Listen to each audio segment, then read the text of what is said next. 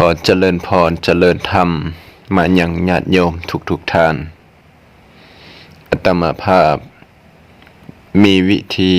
สร้างเสน่ห์ให้กับตัวเองแบบง่ายๆในแบบพุทธะ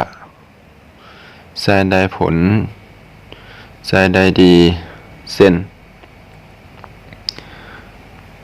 1. ทานเฮาต้องเป็นคนรู้จักให้แบ่งปันคือมีความเอื้อเฟื้อเผื่อแผ่เสียสละแบ่งปันช่วยเหลือสงเคราะห์ด้วยปัจจัยสี่ทุนหรือสินทรัพย์สิ่งของตลอดจนให้ความรู้ความเข้าใจในศิลปวิทยา 2. ปิญญวาจาเป็นคนรู้จักเว้าให้มีความรู้สึกว่าฮักกันคือเว้ากล่าวคำสุภาพม่วนเป็นตาฟังชี้แจงแนะนำสิ่งที่เป็นประโยชน์มีเหตุผลเป็นหลักฐานชักจูงในสิ่งที่ดีงามหรือคำแสดงความเห็นอกเห็นใจให้กำลังใจรู้จักให้เกิดความเข้าใจดี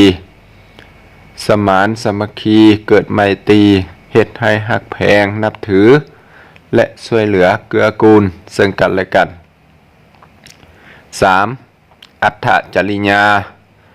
เป็นคนรู้จักทำประโยชน์แก่คนอื่นคือช่วยเหลือด้านเหือแหงทางกายและคนขวยช่วยเหลือกิจการต่างๆบำเพ็ญสาธารณประโยชน์รวมทั้งช่วยเหลือแก้ไขปัญหาและช่วยปรับปรุงส่งเสริมในด้านจริยธรรม 4. สมณตตาเป็นคนรู้จักวางตนให้เหมาะสมคือทำตนให้เข้ากับคนอื่นได้วางตนอย่างเสมอต้นเสมอปลายให้มีความเสมอภาคปฏิบัติสม่ำเสมอต่อกับคนทั้งหลายบ่เอาเปรียบ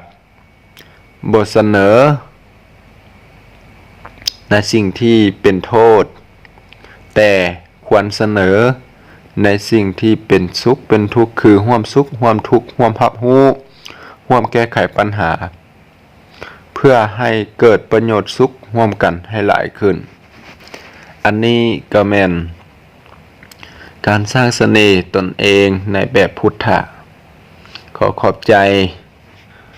คลิปดังข่าวเด่นขอเจริญพรเจริญธรรม